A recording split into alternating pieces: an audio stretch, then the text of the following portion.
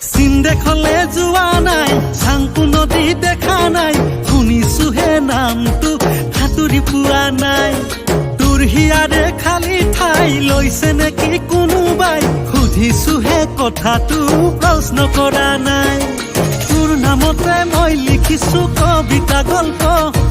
তোক পাবলে চলিছে মোৰ মনতে যুদ্ধ তই মোৰে হলে